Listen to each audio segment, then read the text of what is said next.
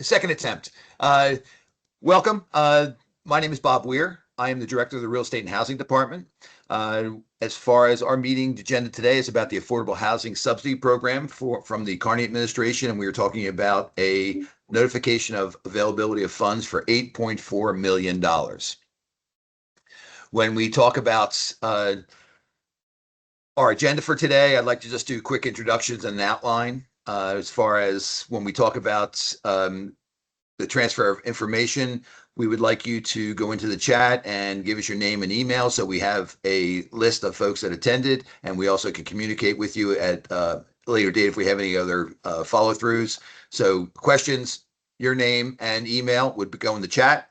As far as we're going to mute everyone, and we have a system that we think will work as far as for verbal questions that you need to raise your hand. When we talk about the decorum of the meeting, we're recording and we'll have a transcript of the meeting. Any follow-ups can go to CJ Bowman, and his information is on the website. As far as we hold the right to dismiss anybody that's attending. As far as if it becomes disruptive, we're here to be collegial. And once again, we're going to mute everyone until we get to the point where we will open it up and it'll be a hand raise and off we'll go from there. So that's the house rules. Once again, good morning to everyone that's coming in late. Thank you for being here. We are here to discuss Mayor Carney's Affordable Housing Subsidy Program for $8.4 million, of which a NOFA has been released as of August 3rd. The basis of this NOFA is on our 2027 operating budget, which there is $13.1 million for the housing plan. $8.4 million of that is for the Affordable Housing Subsidy Program that we are talking about right now. There's $1.5 million, which is a community block grant program that will include eviction prevention, homeowner repair, reassessment review assistance, and rental deposit program. There are a couple other programs that City Council is working right now, and that list will increase. There's $500,000 for land bank support, and there is $2.2 million for Get a Lot program, and we are going to look for an October launch for that program. When we go back to the $8.4 million for the affordable housing subsidy, our vision of success is that it's creation of affordable housing units. Creation. When we talk about the affordability of these housing units, affordability is used a lot, that word. We are defining it as 80% area median income of the end user. So any of these subsidies that are awarded, we will be requiring that you document that the end user is capped at 80% area median income. This is for rental and home ownership. The prioritized conditions are that it's shovel ready. Now, shovel ready is kind of a jargony word. That shovel ready, in my mind, means that you control the property, you have investments in the property, and you are ready to start construction. When we talk about funding from other sources, that's prioritized. We do not have enough money to be in this be in the party alone. As far as we're looking for projects that are ready to go and that have additional funding, and that they're looking for subsidy to make the project happen. We are looking for projects that have minimum subsidy needs. So, of course, if someone comes in and says, I have a unit that I need $300,000 for, and someone comes in and says, I can produce a unit because I only need $50,000 in the scorecard, that will score higher. When we talk about the impact on the community, now we are going to cross-reference that location with some of the other conditions in our communities, and that is going to be taken into consideration in the scorecard.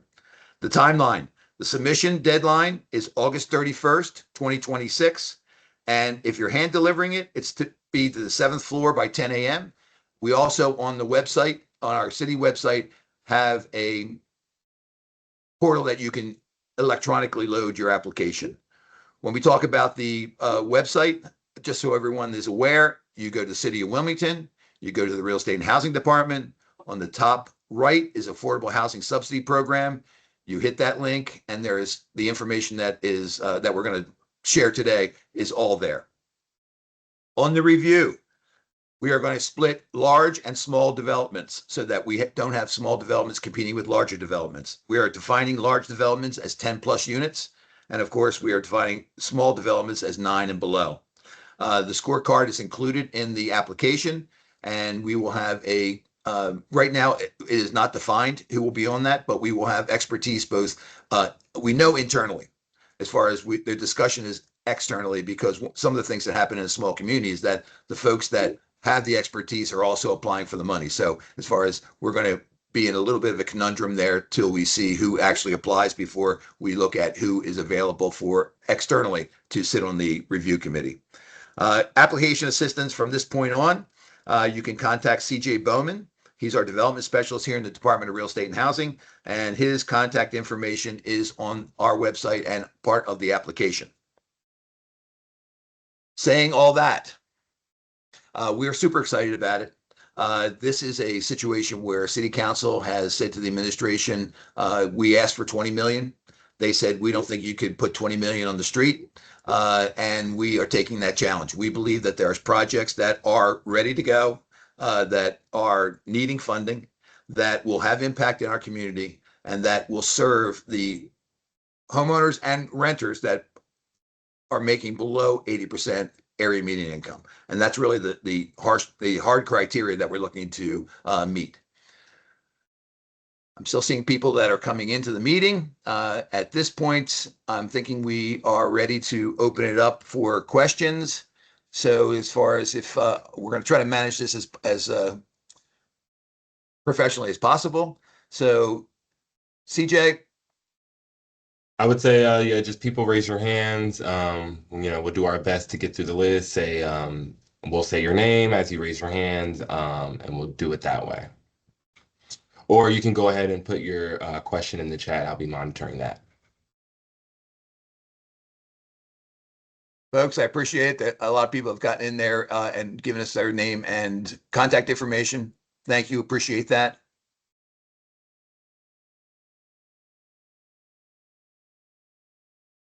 I'm going through here. Do we see any hands up? Let me just talk a little bit about another program that I just mentioned briefly, because I know that I had talked to a lot of our local folks about this. The Get a Lot program. The Get a Lot program is not part of the 8.4 million. The Get a Lot program is a cooperation between the Wilmington Neighborhood Conservancy Land Bank and the city of Wilmington. What we are doing in that program is that we are scanning the vacant lots that the land bank owns. We have internally worked with Public Works, and they have scanned those lots and know where the sewer and water is. And what we are proposing in the Get a Lot program is that the city would land sewer and water onto those lots. When we talk about the lots, they are various locations and various sizes and dimensions. We are also going to do all the work internally, the pre-development work, to deliver lots that are approved through the ZBA and through variances, so that pre-development will be done on each of these lots. And we are also designing 3 stock housing plans. It's a townhouse, so it's 4 walls. But what we're looking to do is we're looking to fast track that so that we will have architectural plans available that are just subject to desk review, so that the land use office will look at these 3. They will approve these 3. We will have the lots that are approved for the variances and for the all requirements of ZBA. And all we're looking for the developers to participate is the ability to come with financing for the vertical build.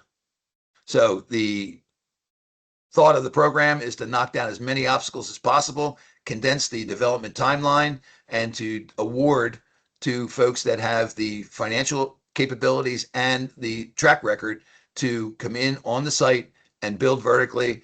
We would like to see home ownership, but I'm not at this point. We haven't really nailed it down as far as is that going to be exclusive, or are we going to also encourage rental? But at that situation, we're looking to launch that in October.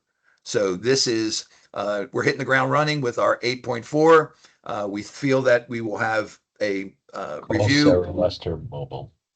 a review as quickly as possible. And as far as the Get a Lot program, we're feeling that with October launch, we should be awarding those projects early in or late in the winter, so that according to what the winter weather is, but certainly it'll be ready to break ground as soon as the weather breaks in spring. All right, Charles, I Yeah, see let me some know when folks. you're ready, Bob. We Yep, got plenty of questions coming in. great. I guess Kyle Trent, you can go ahead and mute and ask your question. Good morning. Morning. My question is, if we have multiple sites we're looking to develop through our application, are we submitting a singular application if these lots are in the same neighborhood, or are we submitting multiple per parcel? If you are applying for the Affordable Housing Subsidy Program, your entire project should be on one application. So if you have multiple sites that you're applying for, it should be considered one project. Okay, regardless of whether they're single or multifamily, does that make a difference?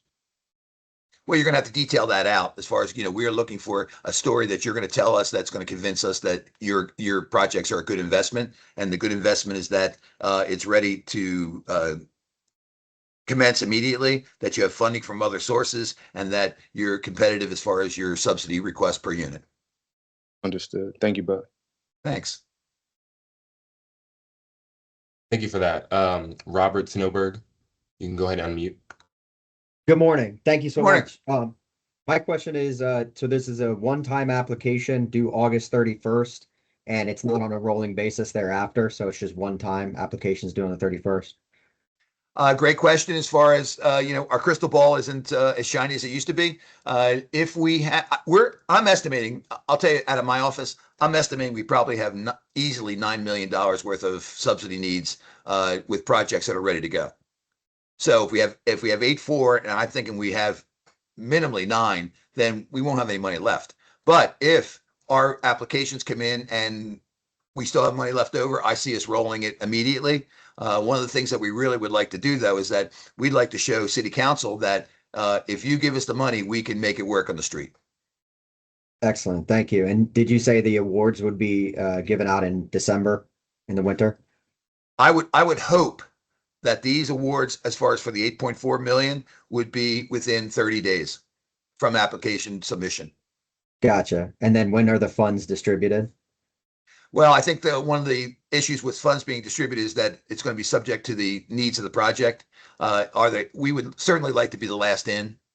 And as far as generally speaking, when we talk about other funding sources, oftentimes we are ready to take the last position if we are putting any kind of requirements on it. But we would consider each project as an individual need. Is that a drawdown for work in place? Is that a award at the end that considers the work is already done and you have a C of O? I doubt that I can tell you right up front that I am not an advocate for a lump sum upfront award. Okay. Unless needed to make the project work. Gotcha. So if we're putting together if we have a capital stack that's ready to go, but for the subsidy, what we'll be able to show the bank and the investors and everybody else is a reservation letter essentially from the program, and then defining how the money's going to come into the project. Because I'm sure these others. Okay. Yep, exactly. As far as we think about it with those intercreditor agreements, I hesitate to say we have a hard line of how we're going to deal with it, because there's going to be different situations. But I know that we're going to be protecting the taxpayers' dollars. I know that we're going to be best practice as far as how it is going to be distributed. But yes, absolutely, there will be a reserve letter, there'll be a commitment letter, and it'll be a hard commitment letter, but there will be a timeline on it. So when we talk about time is of the essence, if someone has a project that tells us they're ready to go and they have funding, and that is not true, there will be a timeline on it. And if it's not moving forward, then we will rescind that offer and award. Okay. Understood. Thank you very much. Thank you. Hardeep, I'm sorry if I pronounced your name wrong. Cordero. Hey, good morning. Good morning, y'all. No, I'm sorry. I meant Hardeep, if you can go ahead and unmute. Hey, good morning. This is Hardeep. So I have a question. I'm in the middle of getting I have a meeting next week for the demolish permit with the with the community. I mean, with the for the permit. And so my question was like, would this program reimburse for the previous stuff that we paid for, or help with that, or it's just continuing moving forward? Like the architect, the surveys and the drawings and all the expenses, will that consider in one before the funding starts, or comes whatever remaining jobs? Hardeep, this is not a program for reimbursement. Okay. I mean, not reimbursement, so I'm trying to demolish two properties to build, I mean, demolish one property to build two, and I should have the demolish permit by next week. And I was going to build two properties on them, but I didn't have enough funding for it. That's why I was slowing down until I saw this program. Well, once again, you need in your application, you need to tell the story that you are ready to go, that you have enough money except for the application request, and that as far as when you talk about your prioritization, how much per unit. So unless I would be able to, the committee would be able to review all those things, we would not be able to really comment on it. But absolutely, this is not a reimbursement program. Oh, okay.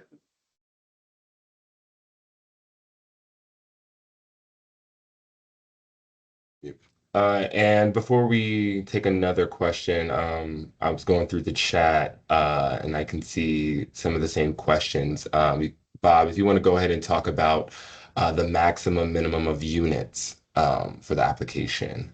Sure. There is no max.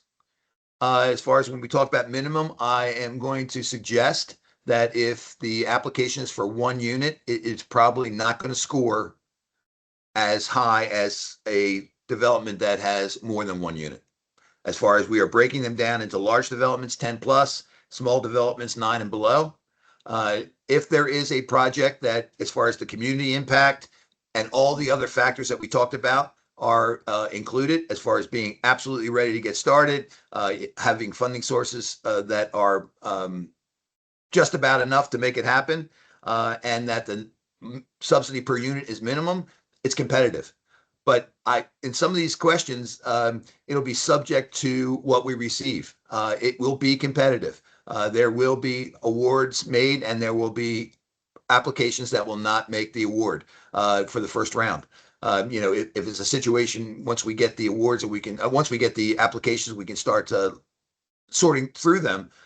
There might be, again, a second round if we don't have enough projects for our 8.4 million. But I don't know. I hate to say it, but 8.4 million is not that much, right? So as far as between our need in the city and what we have available right now, we are going to try to have the biggest impact we can as quickly as we can, knowing full well that's going to be part of the measurement for city council to, in our next year's budget, to give us another round.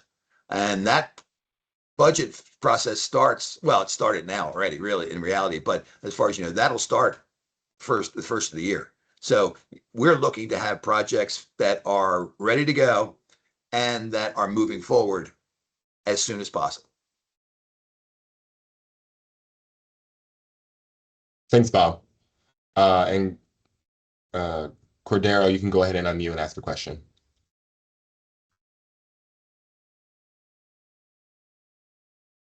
I just wanted to know if there is a list of the properties available that would be a part of the program. The 8.4 million is about you having the properties, you controlling the project, and you coming to the city and saying, I have it all ready, everything's done, except I need this subsidy to make it happen. When we talk about the Get a Lot program, we will have a list of properties a list of vacant properties that'll be available, and that's a whole different approach to it. This, in my mind, is really about bigger projects, although smaller projects can compete. But when we talk about the Get a Lot program, that is a 1 to 5 unit program that'll go out onto the street. And as I mentioned earlier, it's a different program than what we're talking about out of the 8.4.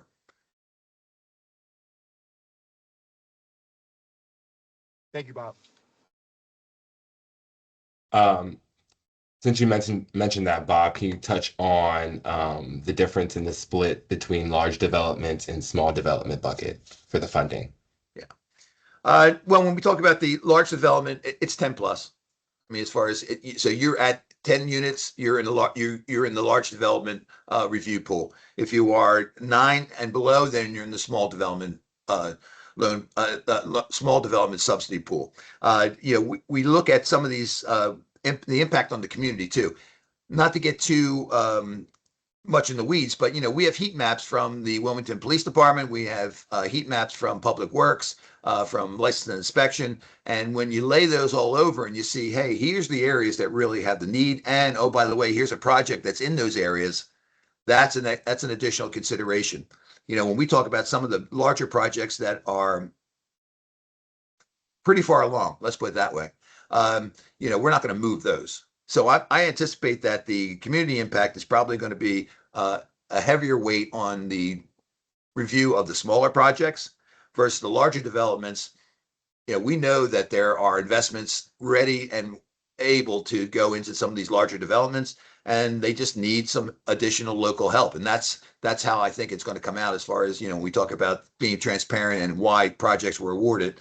The larger projects that are affordable, serving folks that are making under 80% area median income, we're right now a supply side organization. We want to see as many units produced as possible.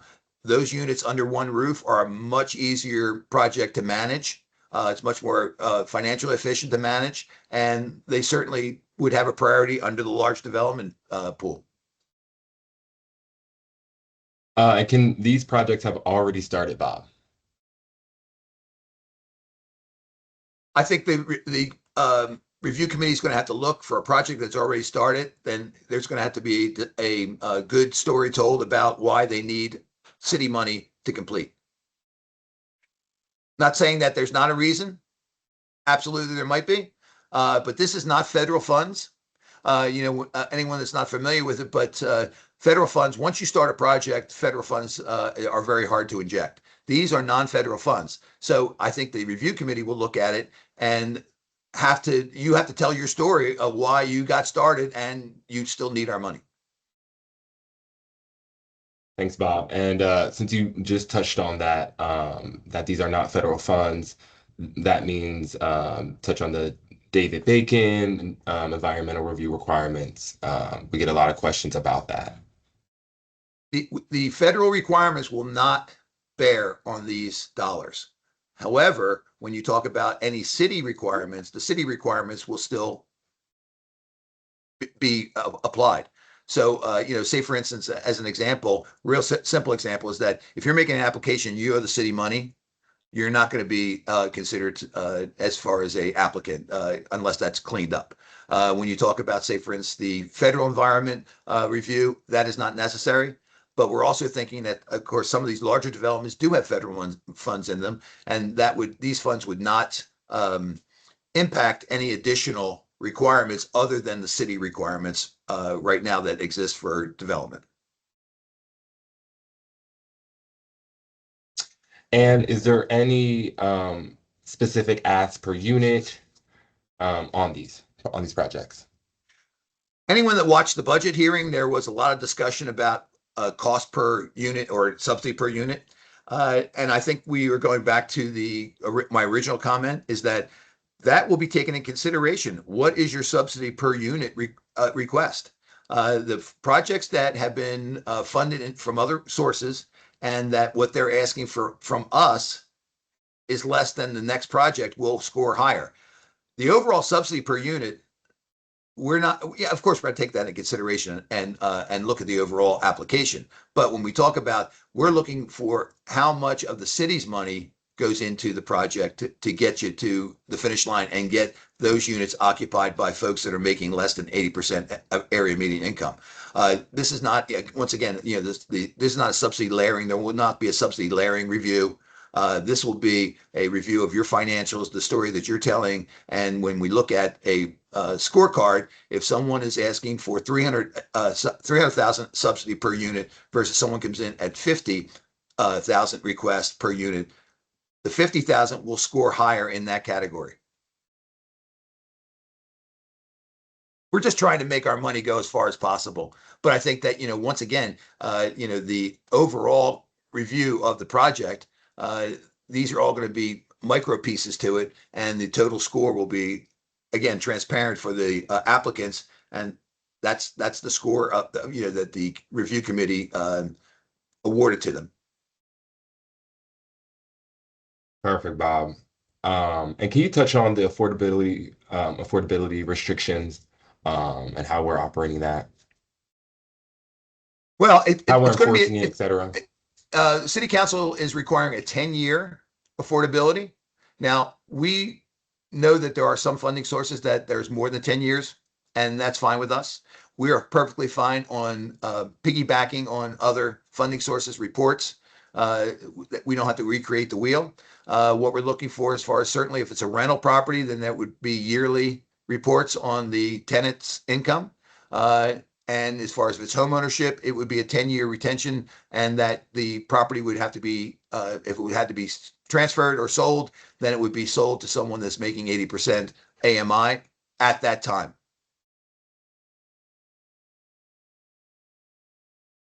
Perfect, Bob.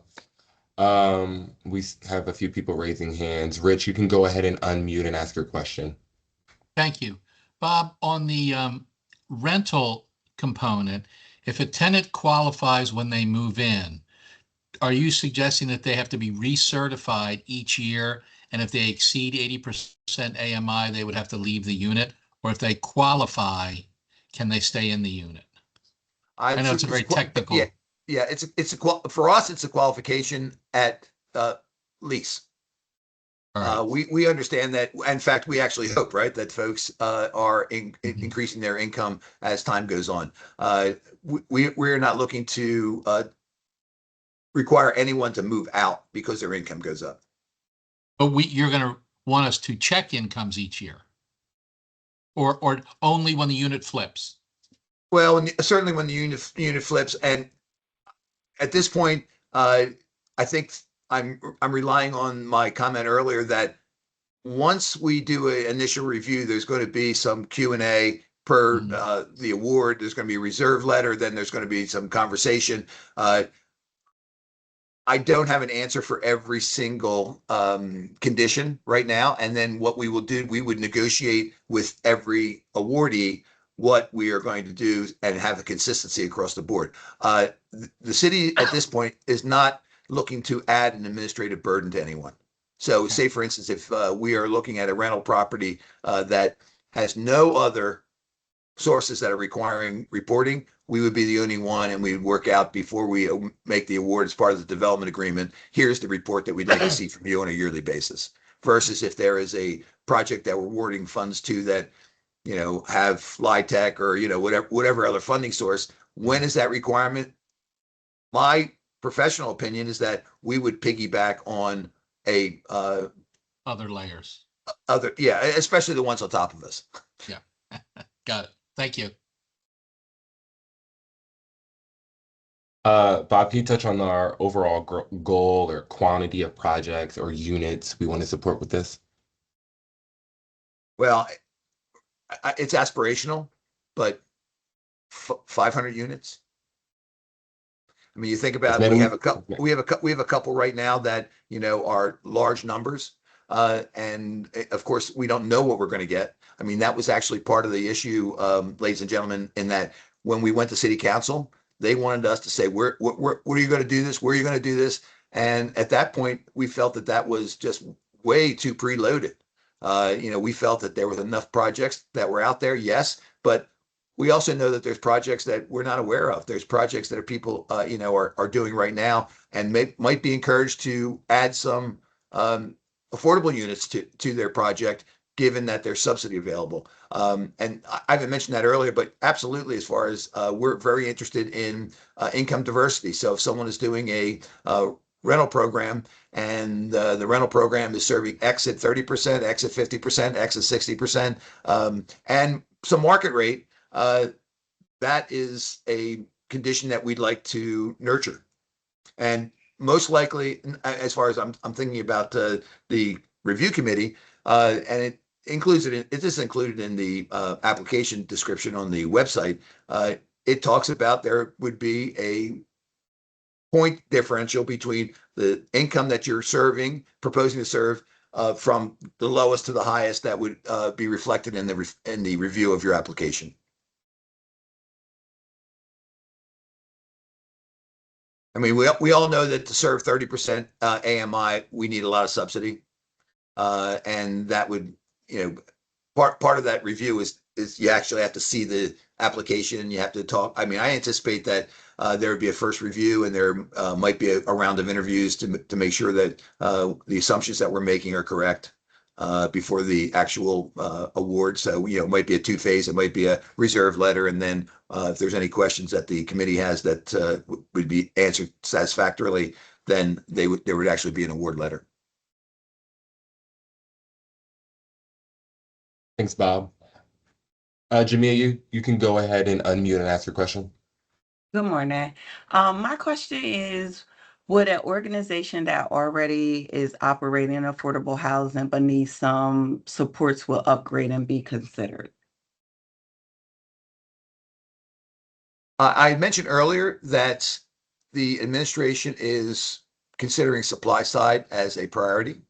When you talk about the application for upgrades and rehab, we welcome those, because one of the things that we're looking for is we're looking for really to get a better grip on what the specific needs are in our community.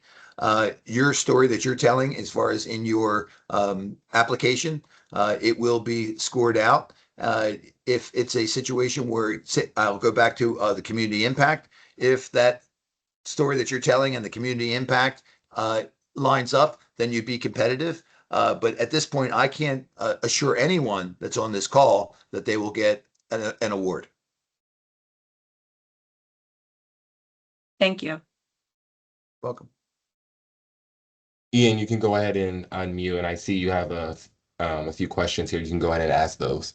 Yeah, it's the same question. I'm just wondering if a project has another source of city funding already as part of its capital stack, does that impact its competitiveness for these funds? Not per se that it has city funds in it. The idea that we are looking for, and I'm sounding like a broken record, but we're looking for something that's shovel ready. So how can we get people in to housing as quickly as possible?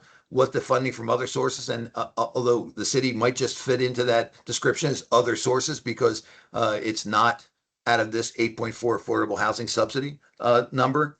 And it goes back to what are you asking per unit? So we have an impact, and then the location also, and the impact in the community also has a weight to it. But I'll go back to the comment I made previously, is that we don't know all the projects that are happening. There's plenty of money that's streaming into the city of Wilmington that does not go through the city or this office. So at the end of the day, what we're hoping is that this exercise sets us up so that when we go back to city council in the spring, we can say, we had $8.4 million. We received $20 million worth of requests. And here they are. And here's what is included.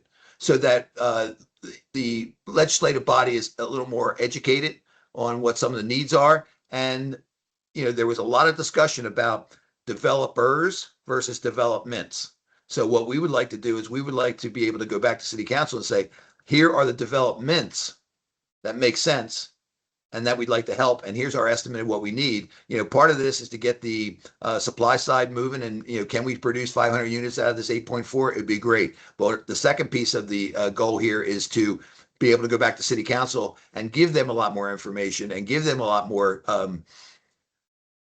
surety that the dollars that are being approved in this next, be the 2028 budget, are going to be used. Thank you. Thanks, Bob. And when you say shovel ready, do you also mean permits as well? Well, if it's a 1 to 10 on, you get a 1 to 10 scale on a review and it's shovel ready. If you have permits in hand, you probably get a 10. If you are in application, you probably get somewhere in the middle of 1 to 10. And if you don't have anything ready that is that you can say, all I need is this money, you're probably less than 5. So, when we talk about that scale on a 1 to 10 scale, if the story you're going to tell in your application is that everything is in place except these dollars, I think in that category, you're going to get the highest score.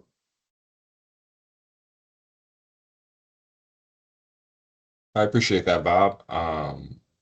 That's your last question. Is there anyone else who wants to unmute and ask a question?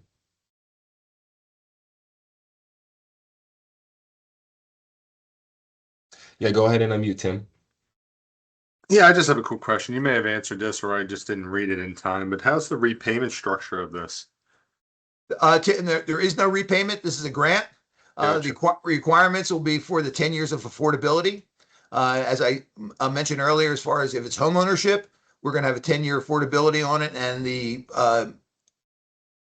original owner at under 80% of AMI will need in the first 10 years to sell it to someone who is an 80% AM and below AMI. As far as in the rental, it'll be 10 years affordability, but we are not looking for any landlords to kick somebody out because they're making more than 80%. It's 80% as far as at lease up. And then as far as if there's turnover, that would go back to the 80% AMI at that time. So, the AMI moves. HUD usually kicks it out in June. So when we talk about, on that release, you would look on a yearly basis what that 80% would be, and that would be the cap of the income for your tenants. Got it. Thank you.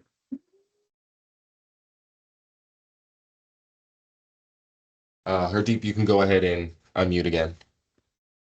Hey, so what about the tenants that they come in with a grant and to pay for the down payment and some payments, and over time they lose their job or something? Would they be also connected with the city, or that's just us? We just have to figure them out and have them kicked out or whatnot?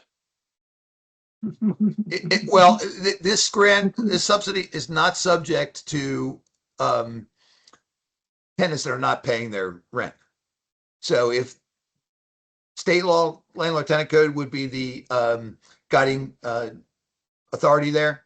If someone is not paying their rent, there is no restrictions to eviction. Now, we do have a eviction prevention program that we are funding out of this $13.1 million housing plan. So say, for instance, you have someone that is not paying on a tenant is not paying, and there's eviction process started. They would have the option to, just like anyone else would, to get into the eviction prevention program. But as far as these dollars are not connected to those, these dollars would be a subsidy to get the unit occupied. If there's an eviction, then the next person that would occupy and lease that unit would need to be 80% AMI and below.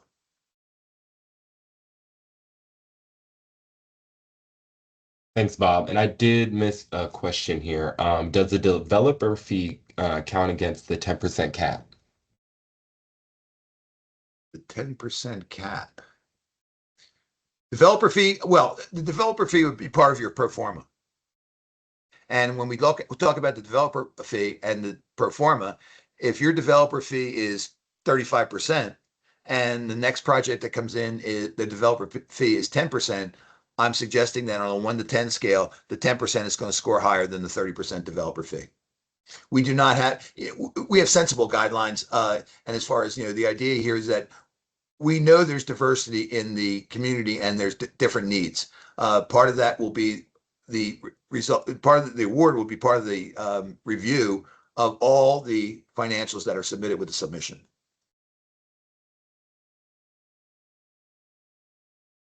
Thanks, Bob. D. Thompson, you can go ahead and unmute. Yes, kind of related to the question that was just asked. Obviously, the developer fee is part of the pro forma. Your profit happens after the entire pro forma is accounted for.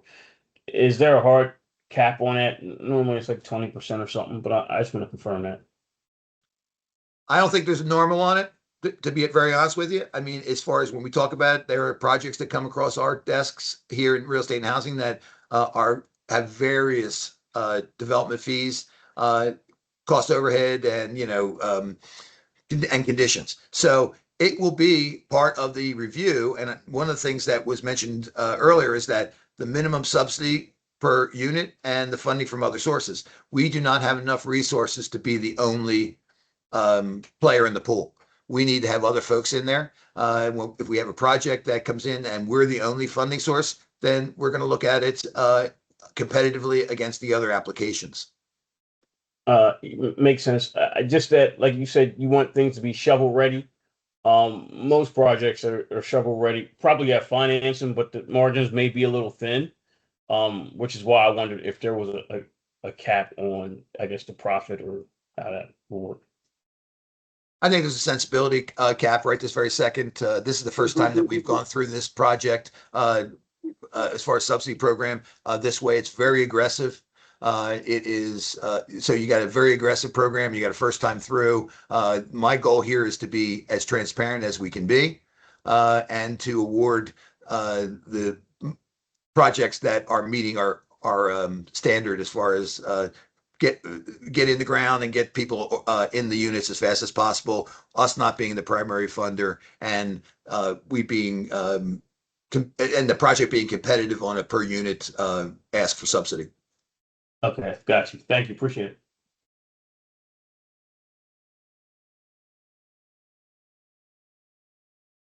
David, you can go ahead and unmute. All right. So now these projects are just basically in like a certain area in Wilmington, technically, right? All projects need to be within the city limits of Wilmington. Yes. Okay. As far as the land goes, are like buy the land separately from this deal, or is the land in the deal with y'all? This 8.4 is we are the land needs to be part of the project, and it needs to be in a controlled condition. So if you have a sales contract that's in good standing, that's under control. If we talk about the Get a Lot program, the Get a Lot program are scattered sites in the city of Wilmington, and the land bank currently holds those lots, so that in October for the Get a Lot program, what we would do is we would have an application process. You would be able to go out and look at the lots. We have, as I mentioned earlier, that we are offering at that point sewer and water landed into the lot. We're offering variances and all ZBA requirements approved, and we'd be offering architectural plans that have been approved by the land use department for those lots. All we're looking in the Get a Lot program would be that the builder has the financing for the vertical build. This program is about projects that are currently controlled by the developer, and all they need is a subsidy to get tenants or occupants as soon as possible. Okay, so this is this question is super relevant. So in your best, basically, like in your best scenario for Wilmington, what is your best scenario for this program? Just say like for one developer, one company or whatever. Like what's the best scenario? You're gonna have to give me a little more information on that question. I'm not exactly sure what you're asking. Okay, so we say somebody wants to build a 10-unit building. You want to build quick within a year, and just a long term of the project for the area. Like what's just the best scenario for the city of Wilmington and what you guys are trying to do? Well, we're trying to house people. We're trying to house people that are making less than 80% area median income. We're trying to do that as quickly as possible. And the variable is that we don't want to have small projects, 9 and under units, competing with the 40 or 50 unit projects that we know are on the street. When you talk about some of the projects that, say, for instance, have already received other funding awards, we're aware of a lot of those. There's a lot of projects that we're not aware of. And as far as, we're hoping that will help us, even if we don't have enough money this round, it'll help us to define that a little bit better, so that we can then go to city council in the spring and say, look, we have all these other projects. So this round will be competitive. This round will be based on, as I was speaking of earlier, it's certainly no one can be housed that's making over 80% AMI as far as an original user. And it's shovel ready. It's you have other funding from other sources. Shovel ready means you control your destiny at that point. That you're competitive on a subsidy request, and that kind of goes back to our developer fee. If someone's subsidy request is 300 a unit and someone else's request for subsidy is 50 a unit, the 50 is going to score higher. They're on the application, which is available on the city's real estate and housing's website under Affordable Housing Subsidy Program. You'll see that there are considerations of who are you going to house. If you're housing just 80s, that will score you X. If you're going to put X amount of 30% AMI in there, that'll score it a little bit higher on that 1 to 10 scale. And if it's has even market in it, although you're still looking at a subsidy for the affordable units, I think that it's a pretty good score too. But it'll be a combination of it's a combination of standards that we're setting, so that when we talk about each individual, we're going to need to look at each individual project to our vision of success. And then, as I mentioned earlier, at this point, we're visioning a two step process where we would have a reserve. And then if there was additional questions or discussion that had to happen, then from the reserve, then that reserve letter would say, we're reserving funds for you in this amount, and to get you to a hard commitment, we need to talk about this, and this, or the idea that we might want more information. But this will be competitive. This will be for the projects that are funded except for our money, that are ready to go, that are competitive as far as their unit request, and that are compatible with some of the areas that we feel really need the housing at this particular time. Right. So the basically the Get a Lot program, y'all got plans already made out, like say it's just like a 1 or 2 unit, y'all got plans already made out, so there's not going to be need for no like architectural drawings or anything like that, and the permits are paid for, water, sewer, I guess is gas included in that as well? No, gas is not included. All right. And actually, we're encouraging folks to go all electric. Yeah, so like, but and what about solar panels? Oh, absolutely. As far as once again on the Get a Lot program, which is going to launch in October, Yeah. it's a I see the Get a Lot program as more of an entry into affordable housing versus I see this affordable housing subsidy program for folks that are doing bigger projects. I think that smaller projects can be competitive.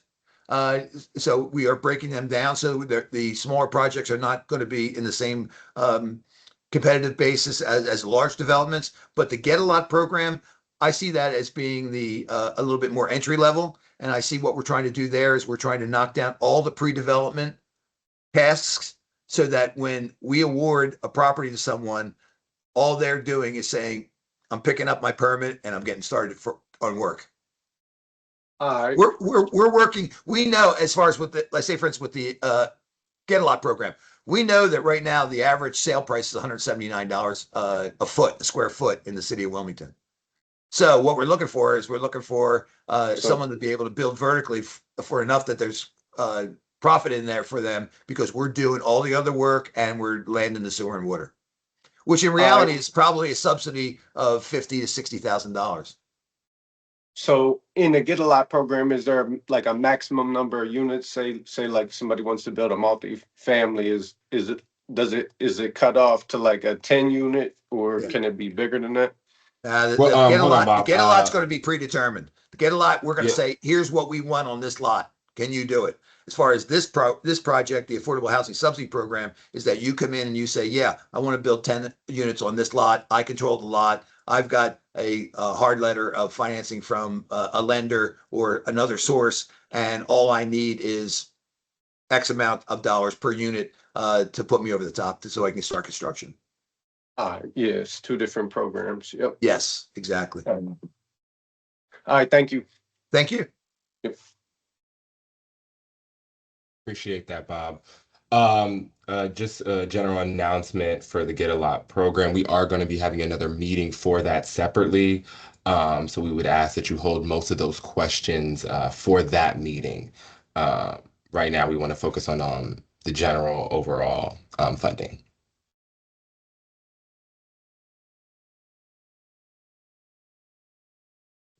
Hey, Hardeep, you can go ahead and unmute. was asking. So I am with the land with land to get the demolish permit by next week. I will have it. And I had no budget plan, no nothing. I just wanted to get the permit so I can have the LNI take off the fees. But now this makes sense that so I own the land and I am building two houses on them. And I already got the architect, I already got the zoning, I already got the permits, the the elevation certificate. I have everything now, and I am ready to demolish as soon as I get the permit next week. So this program fits best if I'm if the way I'm thinking. Well, it sounds like you could be competitive because you own the property, but as far as your conditions is that you have to demo and then you have to rebuild, right? So as far as when you're talking Yes. about that rebuild, we're going to be looking at what financing do you have to rebuild or what finance you have to demo, and then where are you short, and what's the production number going to come out of the dollars invested per unit. So if you're going to put 2 units in and you're asking for $300,000, and someone else comes in, they're building 2 units and they're asking for $50,000, the $50,000 ask is going to be prioritized over the $300,000 ask. So it will be competitive. Now, the idea that you've met some of the requirements, then you'll score high in those requirements. As far as some of the other requirements, someone else might score above you because of, say, for instance, number of units or the request of subsidy per unit. We're also, when we talk about the review, we also will be looking at the history that you have. As far as part of the application talks about what's your history as far as in development. If someone comes in and says, we've built 500 units in the city of Wilmington, they're going to score high in their review. If someone comes in and says, this is the first time I'm doing it, then they're going to score a little lower. So that's where we're going to come out with the awards, is that it'll be competitive. It'll be a summary of all the review conditions. And with the folks that meet our standards the best will be the first prioritized in line. Those folks, we're going to be tight on the timeline, in as much that if someone is given a reserve and we come in and we talk to them, they say, well, I can't start till June of 28, they're not going to score on the timeliness. So this is competitive. The goal for the city is to create supply. The goal for the city is to help developers that need a little push over the top. Okay, perfect. Yeah, okay, because I have a bunch of properties in city that I paid for my own and never took any, from grant or nothing. This is the first grant, but I have a good track record of my properties in city. Great. Good. So, okay, this is all I wanted to know. Okay, Good. perfect. Thank you. Okay. Thank you.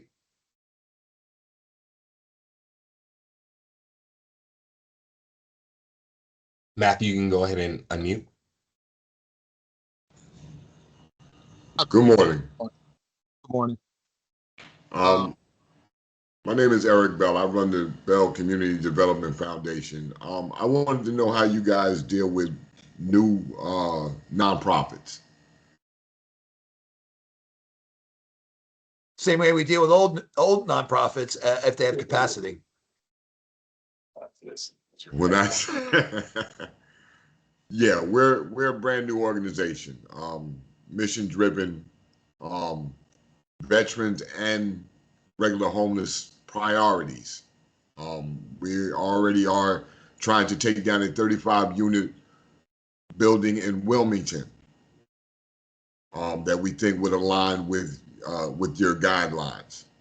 We do have an experienced team in place as far as developers, architects. We have all that together. We're actually joint venturing with a company, Holland Properties, gentleman named Shane. So we were trying to figure out if what we had aligned with what you guys, what the city needs. Sure. Well, I would suspect that the 80% AMI is not going to be a challenge for you, and it might also involve lower area median income Yes. recipients, so that would be an advantage. When you talk about, do you have a property that you currently control, that you have you talked about your development team, your financial team, you talked about your construction team, are all those things in place that they can meet our standard of they have experience, you have money that's committed to you, the idea that your request to the city of Wilmington, all of that is going to have to meet standard. But the last part of it is that, and it sounds a little crass, but are we getting the biggest bang for our buck? When we talk about a unit subsidy, we're looking for projects that can accommodate the lowest subsidy request. Now, some projects can't do that. I understand that. Okay. But the projects that can come in at the lowest request for subsidy per unit are going to have a higher score, and that's going to be combined with all the other standards that we've set that are included in the application. Okay. Sounds good. Thank you. Thank you.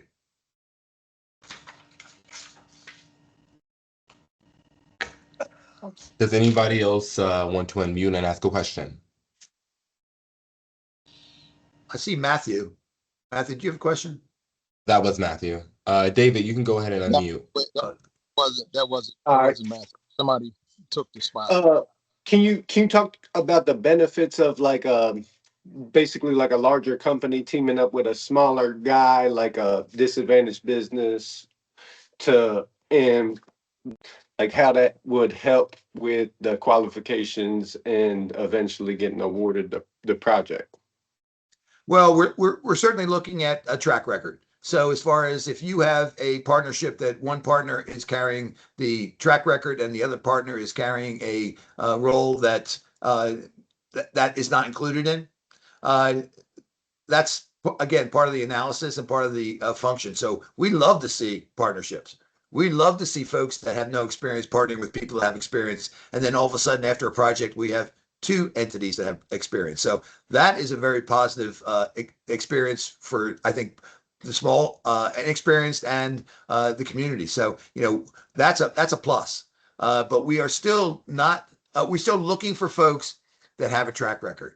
One of the things that we have noticed, well, we learned, lessons learned, we did with the American Rescue Plan funds, which was over the last couple of years, is that the folks that don't have experience are generally the folks that struggle. And we said, how can we get them experience? Well, partnering is one of those answers. So, the idea that if you have a partnership and only one side of it's carrying the experience, that's better than no experience at all. All right, thank you. Sorry about that, Matthew. You can go ahead and unmute now. I get no respect around this joint. None. We're calling you Matthew. Hey, that's the start, I guess. I guess I got more of a comment than a question. And my comment is kind of relevant to what the gentleman just said. If anybody needs any help and you get some money and you have some money, call Subcool. I'm around. There you go. Well, Matt, that's a great comment because, that's one of the things that is certainly personally and professionally my goal is to create network. When we talk about the development of the city, there's not enough developers. There are not enough developers. There's certainly not enough money. I get that. But when we talk about there's not enough developers, there's not enough folks that are working with someone else, maybe someone that has a little more experience, even two experience. And then it's both lifted up together. So absolutely, as far as we will send out the attendee list today. And if you don't want to be on that list, just let us know. But we'll send that list out and let's start working together as a community. I mean, this first time affordable housing subsidy program, this is not meant to reward only the gigantic developers that have a track record of housing low-income housing tax credits and this and that and the other thing. We're looking for the dynamics of our community and how can we squeeze them together and get more out in the top. Hey, Bob. James here from Office of Economic Development. Could this be an opportunity to give a shameless plug for the city's DBE program? Boom, you're on. Nice. All right, all right. And Matt, thank you for uh, giving yourself the promotion there. But for anyone who's in need of subcontract work, our office helps to manage the city's disadvantaged business enterprise program. I'm sure several of you are certified businesses, which we share this information with. But there's a great opportunity to do some things for some of the smaller businesses. To the gentleman's point, if you need trades folks, plumbers, electricians, we've got a list of certified businesses that I'm sure would love to get involved and help out for any of your projects. So that may be something that could be part of the evaluation, as you're completing the application. And if you have relationships with DBEs, by all means, add that in your narrative. And I'm sure that that's something that would be looked favorably upon. So if any of you have any questions or would like, to help match make for any businesses or any of the subcontract needs you may have as your projects get going, feel free to use our office to help make those connections. James Williams, Office of Economic Development, and you could be a lot more shameless than that. Come on, tell them that you make things happen. Is Helen Foster on? Is Helen Foster still on from Newcastle County? Okay, I don't see her, but we are also collaborating with Newcastle County's small business development activities. So when we talk about that building network, absolutely the Office of Economic Development here with our disadvantaged, women-owned, minority-owned businesses, the registration of that. A lot of times, ladies and gentlemen, what happens is that someone comes in and they meet all the requirements of the Economic Development Office as far as to be able to network through their listing. As James said, they have a large list right now, and we need to grow that. We need, and a lot of folks say, yeah, I could qualify, I just haven't applied. Well, there's a lot of opportunity there, and I would love everybody that's on this list that's not registered or hasn't talked to James to reach out to him, and he will be on, his email will be on the list that we send out. I just dropped a link to our office's website as well, which is separate from the city's website. You'll find some information about our office there as well. But we also have resources to help with key projects that we've used. So take a look at what's there. If you have any questions, again, please shoot me an email and be happy to learn more about what you have going on. Yeah, James, we only have 60 people on this call. So what percent do we need to have come talk to you? Let's get everyone. Actually, there you go. A good percentage are probably businesses that I sent the notification to the other day. So we'll take as many as we can get. But looking forward to meeting as many of you as possible. Fantastic. Thank you. And once again, Helen Foster, you're not on? Okay. Do we need to have a vendor license for this? Oh, you have to be licensed with the city, absolutely. No. The vendor license. Do we need to have vendor license in order to get this program, or no? A vendor license? They probably will need to get registered as vendors to receive the payments. I'm thinking, Bob, if that's yes. Well, that will be eventually. That will be part. Yeah, you need to be registered with the city as far as to be able to have a payment, but that will also be part. You have to be licensed in the city. You have to be in good standing with the city. If you own properties right now and you owe any money on those properties, you will not be eligible until that's paid. This is one of those situations where we want to make sure that everyone's licensed, insured, registered with the city as far as so you can get paid, because we're now paying exclusively through ACH. So that means that you have to be registered, but that's also just part of, if you're successful in receiving an award, then that will be part of the award letter that you have to be registered with the city. You have to acknowledge that you don't owe the city any monies as far as fees and things like that.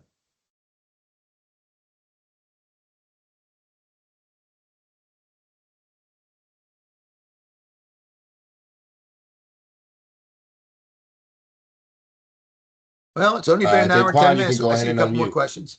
Yeah, you can go ahead and unmute and ask your question. Can you hear me? Yes, Will a mixed use building qualify? absolutely. We love mixed use, mixed income. Are you talking about commercial and residential? Yes. We would only subsidize the residential. Okay.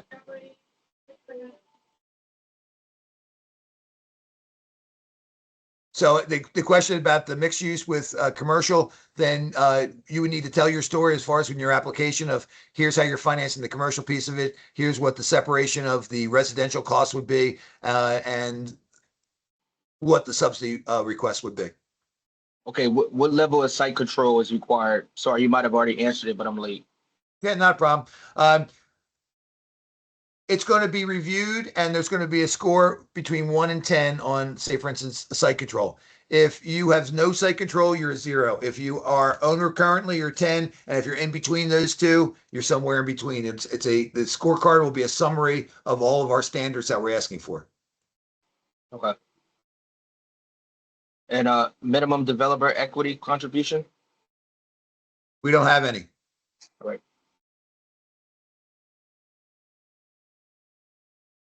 Again, what we're looking for is what the subsidy request per unit is and how competitive you are with the other applications. I can't tell you that now because we don't have the applications. What's your other funding sources and how solid are they? And how can you prove that? And how quickly can we get an occupant that's making under 80% AMI into the residence, whether it's rental or homeownership that you're building? Okay, so this building in particular has 2 units already upstairs. Does creating additional housing units make an application more competitive than simply rehabilitating existing units? Well, we're looking for supply side. So the more units that we can create on this particular initiative, we're looking to increase the supply of units. Okay. And then we're looking to hold that affordability for 10 years. Okay. Robert, if I wanted to be greedy and tell you that I had two properties in mind, one I just about have under control, the other one I can get under control, and bring you 94 units. Excuse me, 94 units between now. Is this just in Wilmington? Can I do Yes. this in this? So okay, so that counts that question. You just answered that. Thank you. Yeah, it's 'Cause I do have only within the city limits.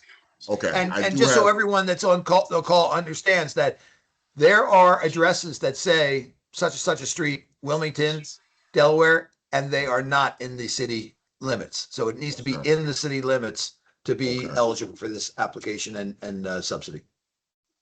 Question. I apologize. My name's Ramel Shorte. I joined a bit late. Oh, I'm sorry. I got background noise here. Apologies. Whatever. There we go. So, in regards to ground up construction, whether it be mixed use and or residential, are modular developments considered? I'm sorry, we had a little glitch there. What kind of developments considered? From the standpoint of mixed use, whether they be uh, from the ground up, would modular units be eligible for financing in this case? Or are you looking at more traditional build, or does it even matter? Well, I can tell you personally and professionally, I love innovation. And I think Wilmington doesn't have enough of it. When we talk about any kind of innovation, you would want to make sure that the land use department would be able to permit it. You know, when we talk about shovel ready, if someone says to me, I have, I'll use the example of containers. Right now, we have been talking a lot about containers, but no one's, to my knowledge, going into land use and said, here's the exact plan, and can I get this permitted? So when we talk about, what is allowable by the city, what is permittable by the city, that will be reviewed as part of the application. But as far as innovation, we're kind of hanging a lot of ornaments on the tree when you say, hey, we're trying to build affordable housing, we're trying to build housing with subsidy. But the innovative part of affordable housing, that's why one of the reasons in my mind why we have the shortage right now is because we've just been building the same old thing and the challenges have changed. Understood. Well, I can definitely bring both, but I would like to do a fair amount of what I would like to offer to the city in the way of modular, Yeah, because it's efficient, it's ready to move the day it's completed. I'm very familiar with it, and I agree with you. Once again, as far as I think what we're going to end up having is that we're going to end up having 8.4 million. Where our requests are probably going to be more than that.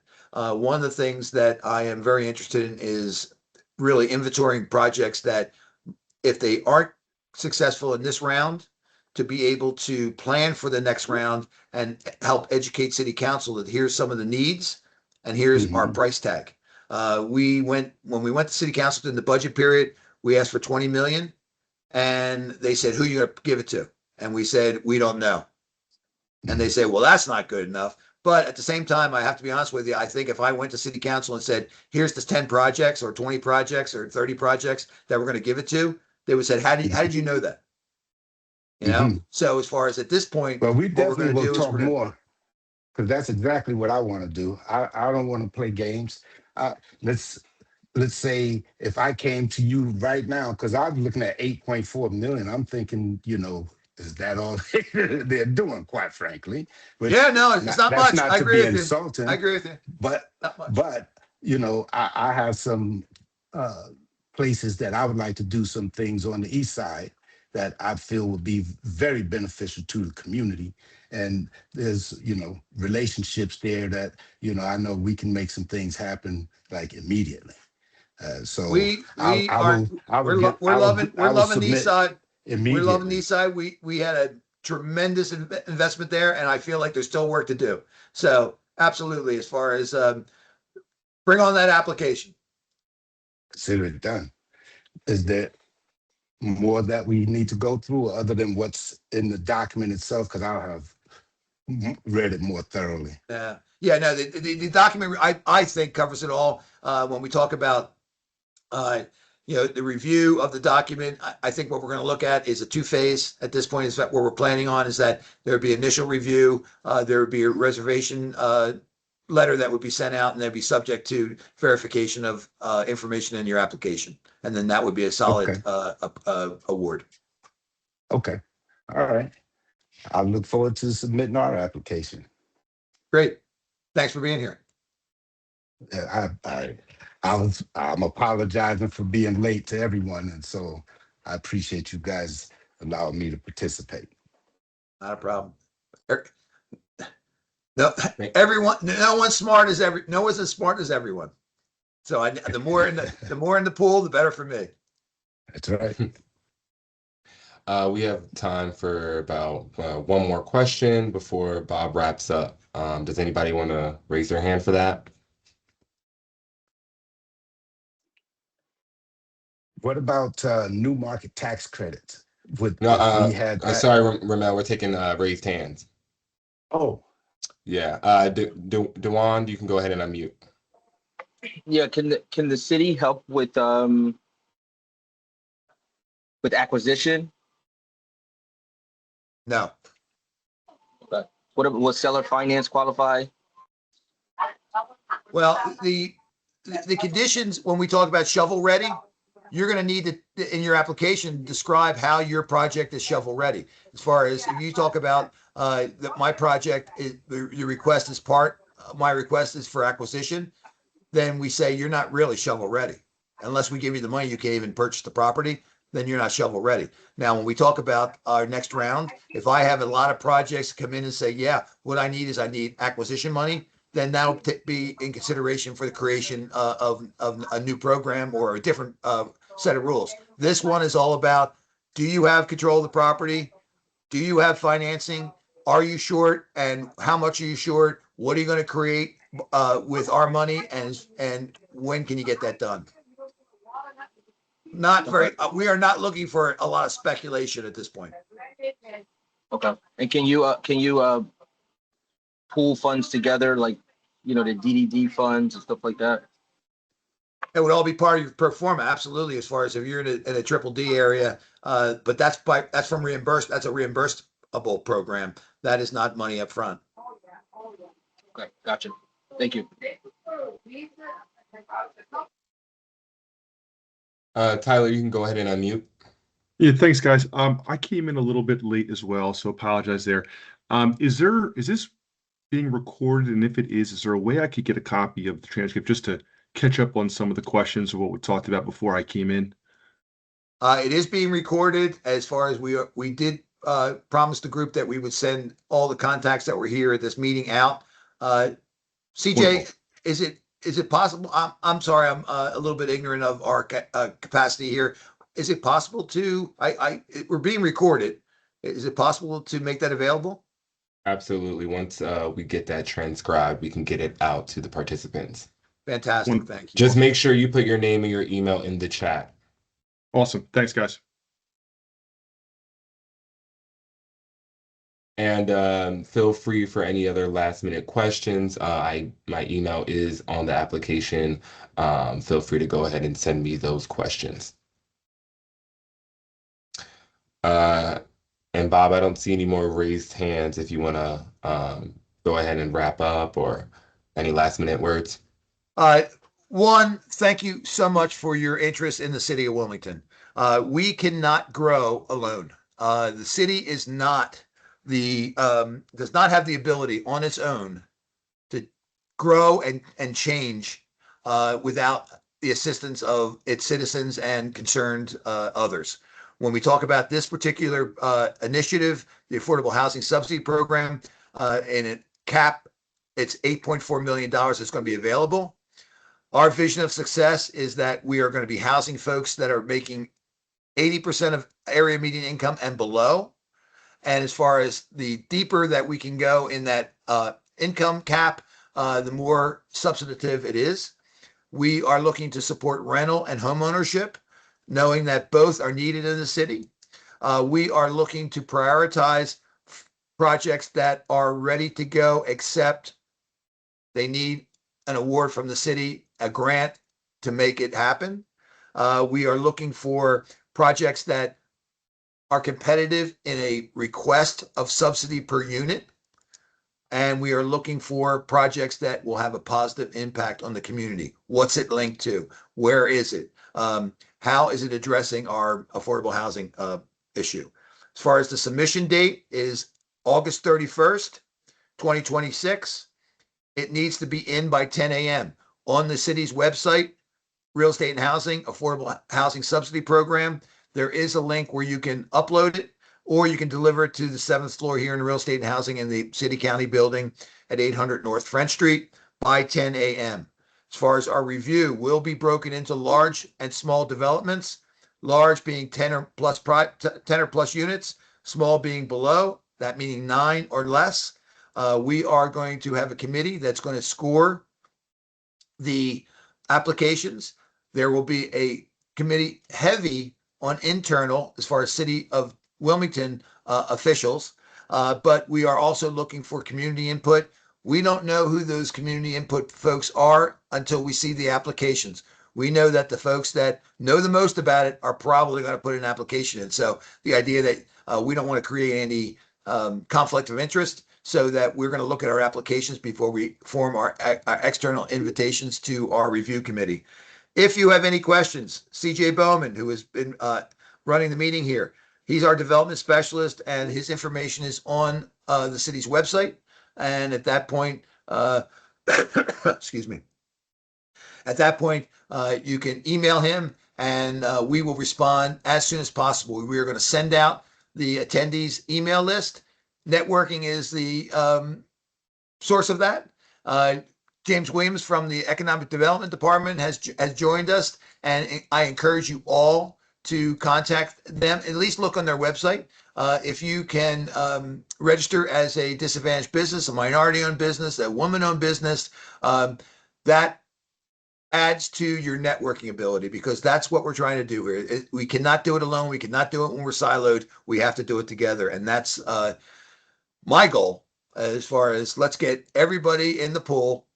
This first round will be the projects that are going to score the highest to our standards. But at the same time, it's going to give us a real true snapshot of projects that are either ready to go and they might need a little different help, or are projected, and we can look at those projections for next year's request to City Council for their funding.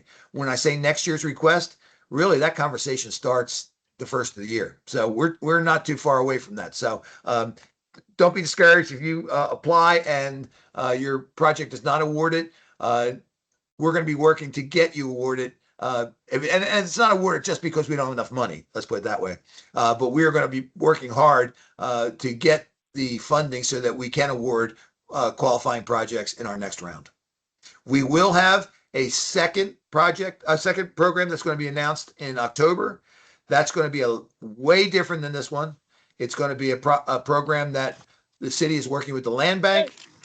We are going to land sewer and water. We are going to get all the ZBA and variance approvals, all the pre-development that we can get done.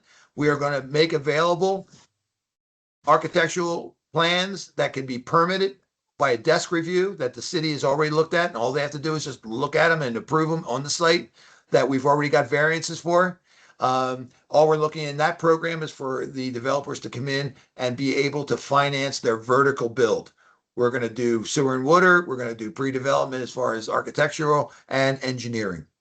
So that is very exciting too, as far as, so if this program is not something that might fit in to your plans right this very second, please keep an eye out for our October launch. And since you've given us your contact information, you will get, as my mother used to say, a special invitation. So we'll advertise it, but we'll send to you all a special announcement so that you're aware of what we're doing. We need everybody to make this city great. And I thank you for being here today. And I look forward to working with you and being a team member. Thank you. Thank you, Bob. Thanks, Bob.